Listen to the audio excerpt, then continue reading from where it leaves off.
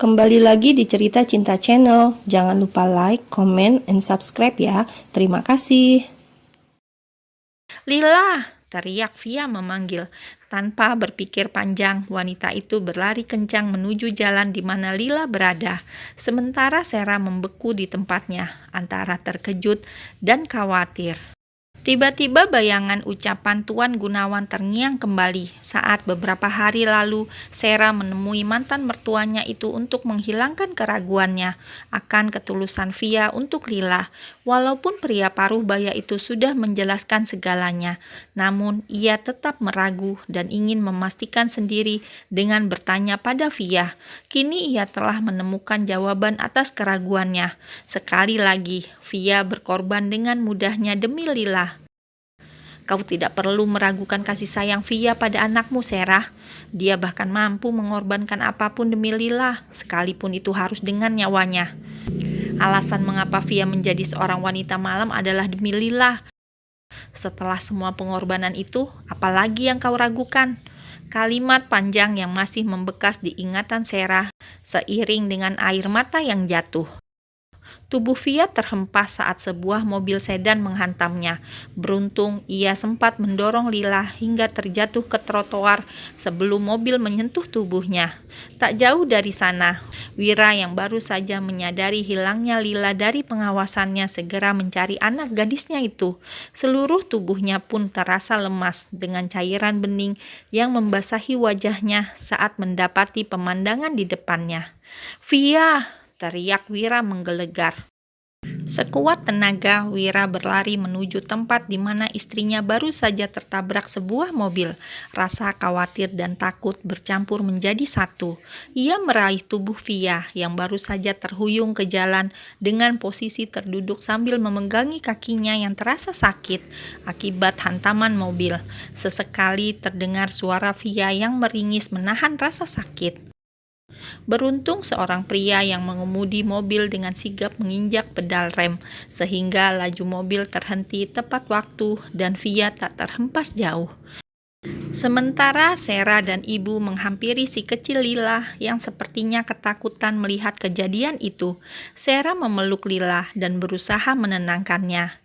"Bunda, Lila mau bunda," lirih Lila sembari menatap bundanya yang sedang meringis di depan sana.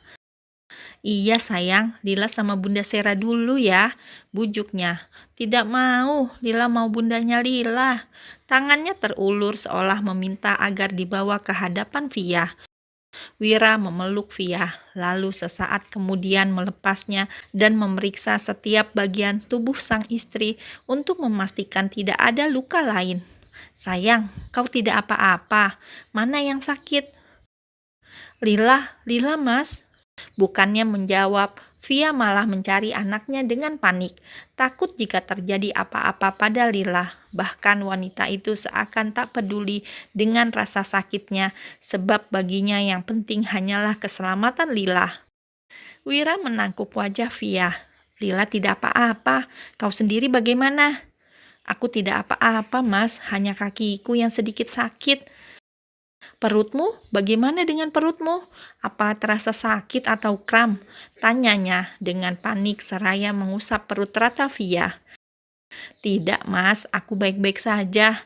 Wanita itu menyahut seadanya, kekhawatiran mengalahkan apapun.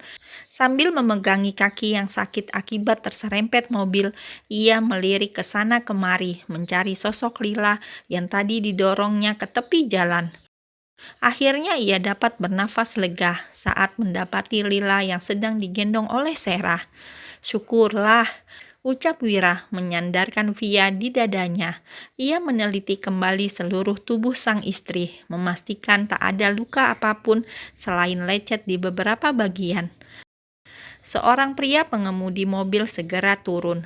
Setelah mampu mengurai keterkejutannya, ia menghela nafas panjang, sembari mengusap dadanya dan segera menghampiri Via dan juga Wira yang masih dalam posisi terduduk di jalan. Tampak pula beberapa orang yang sedang berkerumun di depan sana. Dengan sopan, pria itu berjongkok di hadapan Via dan Wira dengan raut wajahnya yang terlihat khawatir. Anda tidak apa-apa. Maaf, anak itu tiba-tiba menyeberang jalan. Saya tidak bisa menghindarinya, ucapnya penuh rasa bersalah.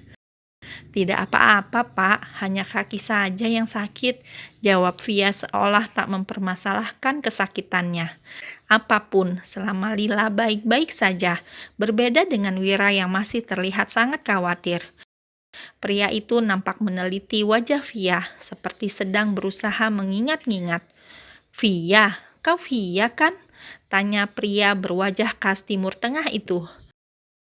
Terkejut namanya disebut oleh pria yang baru saja menabraknya, Via menatap pria itu. Sepasang matanya membulat saat menyadari siapa yang ada di hadapannya. Kak Zian? Wira pun baru menyadari siapa lelaki itu, sama seperti Via. Ia juga mengenal sosok pria bernama Zuljian Malik Asgara itu. Pertanyaan muncul di benaknya, dari mana sang istri bisa mengenal, bahkan sepertinya cukup akrab dengan orang penting seperti pria itu. Kalian saling kenal? Tanya Wira menatap Via dan Zian bergantian.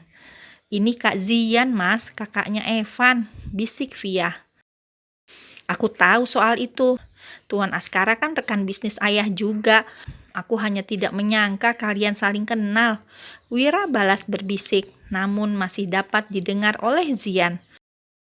Menyadari jalan mulai macet akibat mobil yang berhenti di tengah jalan dan juga kerumunan masyarakat, mereka pun membawa Via menuju sebuah kursi di sisi jalan. Wira memijat pergelangan kaki sang istri yang sepertinya terkilir. Maaf Via, aku benar-benar tidak sengaja menabrakmu, ucap Zian.